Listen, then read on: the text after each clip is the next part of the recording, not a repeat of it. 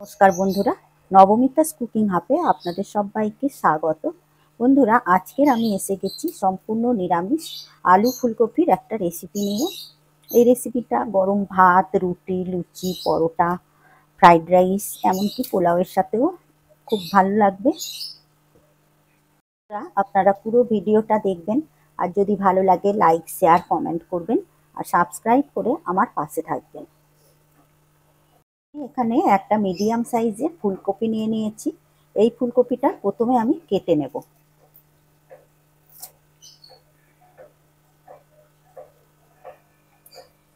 শীতের ফুলকপি বাজারে প্রচুর পরিমাণে পাওয়া যাচ্ছে, আর এই নতুন ফুলকপি দিয়ে এই রেসিপিটা খুব ভালো লাগবে খেতে।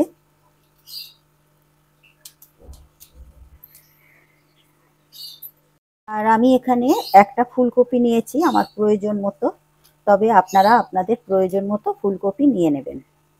ফুলকপিগুলো কেটে নিয়ে একটা বাটির মধ্যে নুন জল করে নেব, আর এই নুন জলে ফুলকপিগুলো ভিজিয়ে রাখবো। জলের মধ্যে নুন দিয়ে দেব।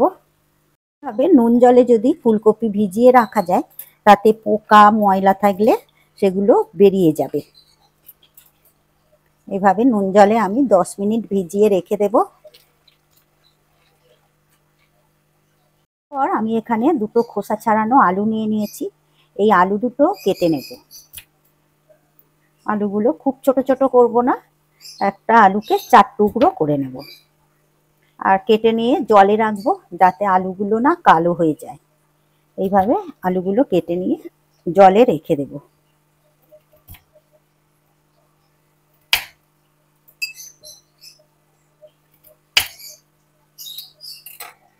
একটা বাটির মধ্যে নিয়ে নেব আদা, চামচ গোটা জিরে, নেব দুটো কাঁচা লঙ্কা। তবে আপনারা যে যেমন ঝালটা পছন্দ করেন সেই মতনই নেবেন। জল দিয়ে এটা ভিজিয়ে রেখে দেব। আরও একটা পেস্ট বানিয়ে নেব। একটা বাটির মধ্যে নিয়ে নেব 6টা গোটা কাজু, চামচ পোস্ত। তবে আপনারা 1 চামচই নেবেন, আমার কাছে একটু পোস্ত কম আছে, সেই জন্য হাফ চামচই নিলাম। এর সাথে নিয়ে নেব 2 চামচ টক দই। এর মধ্যে একটু জল দিয়ে ভিজিয়ে রেখে দেব, তাতে পেস্টটা বেশ ভালো হবে। এরপর রান্নাটা করার জন্য গ্যাসে কড়া বসিয়ে দিয়েছি, আর এই কড়াতে দিয়ে দেব সর্ষের তেল। তেলের পরিমাণটা একটু বেশি দেব। তেল গরম হয়ে গেলে এই তেলের মধ্যে কেটে রাখা আলুগুলো তুলে দেব। আর এই আলুতে লবণ আর হলুদ দিয়ে আলুটা হালকা করে ভেজে নেব। লবণ দেওয়ার পর সামান্য একটু হলুদ গুঁড়ো দিয়ে দেব। লবণ আর হলুদ গুঁড়ো দিয়ে ভাজলে লবণটা আলুর মধ্যে ঢুকে যাবে, আর আলুটা খেতে ভালো লাগবে। আর হলুদ গুঁড়োটা দিলাম যাতে আলুর কালারটাও খুব সুন্দর হয়। দিয়ে এবারে আমি হালকা করে আলুটা ভেজে নেব। প্রথমে এইভাবে হালকা করে ভেজে নেওয়ার পর এর সাথে আমি ফুলকপিগুলো ভেজে নেব। তবে আপনারা ফুলকপিটা আলুটা আলাদা আলাদা করেও ভাজতে পারেন, আমি একসাথেই ভেজে নিচ্ছি। আর ফুলকপিগুলো আলুর সাথে বেশ ভালো করে লাল লাল করে ভেজে নেব। আমি এখানে কাঁচা আলুটাই ভেজে নিচ্ছি, তবে আপনারা আলুটা সেদ্ধ করেও নিয়ে ভাজতে পারেন, তাতে টেস্টটা অতটা ভালো হবে না। কাঁচা আলুর টেস্টটাই বেশি ভালো হবে এইভাবে ভেজে করলে। আলুর সাথে ফুলকপি ভালো করেই আমার ভাজা হয়ে গেছে। এবারে তেলটা ঝারিয়ে তুলে নেব। ভেজে নেওয়া ফুলকপি আলুগুলো একটা প্লেটের মধ্যে রেখে দেব। অনেকটা তেল আছে, সেই কারণে একটু তেল তুলে নিচ্ছি। পর এই তেলে দিয়ে দেব ফোড়নে গোটা জিরে, একটা শুকনো লঙ্কা, দুটো তেজপাতা। পর ফোড়নের মশলাটা একটু ভেজে নেব, যতক্ষণ না পর্যন্ত ফোড়নের মশলা দিয়ে বেশ একটা মিষ্টি গন্ধ বেরোচ্ছে। মশলা দিয়ে মিষ্টি একটা গন্ধ বেরোনোর পর দিয়ে দেব আদা, জিরে, কাঁচা লঙ্কার পেস্ট।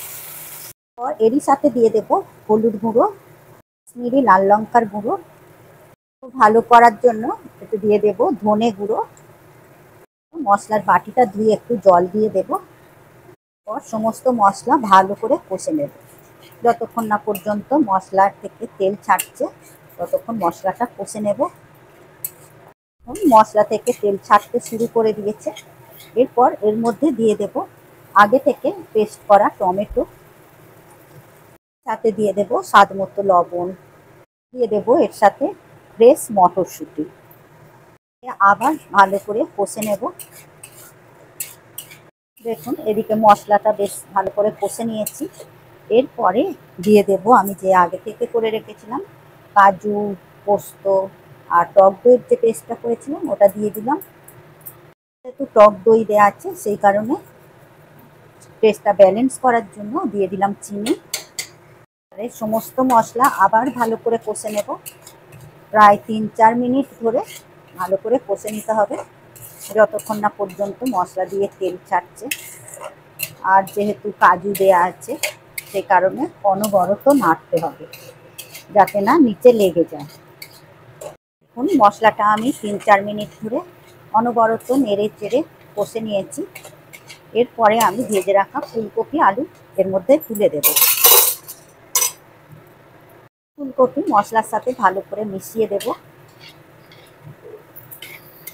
সাথে আলু ফুলকপি মেশানো হয়ে গেছে। এবারে আমি এতে দিয়ে দেব জল। এরপর ভালো করে নেড়ে চেড়ে ভালো করে মিশিয়ে দেব। এখন আলু ফুলকপি 3-4 মিনিট ধরে রান্না করে নিয়েছি আর সেদ্ধও হয়ে গেছে। এরপর দিয়ে দেব গরম মশলার গুঁড়ো আর 1 চামচ ঘি দিয়ে ভালো করে মিশিয়ে দেব। ফুলকপির রেসিপি একদমই রেডি। বন্ধুরা, আমার আজকের এই আলু ফুলকপির রেসিপি আপনাদের নিশ্চয়ই ভালো লেগেছে। আর যদি ভালো লেগে থাকে লাইক, শেয়ার, কমেন্ট করবেন আর সাবস্ক্রাইব করে পাশে থাকা বেল নোটিফিকেশানটা অন করে দেবেন, কারণ আমি যখনই কোনো ভিডিও আপলোড করব আপনাদের কাছে তাড়াতাড়ি পৌঁছে যাবে। আপনারা সুস্থ থাকবেন, ভালো থাকবেন। আবার আসছি অন্য কোনো নতুন রেসিপি নিয়ে। ধন্যবাদ।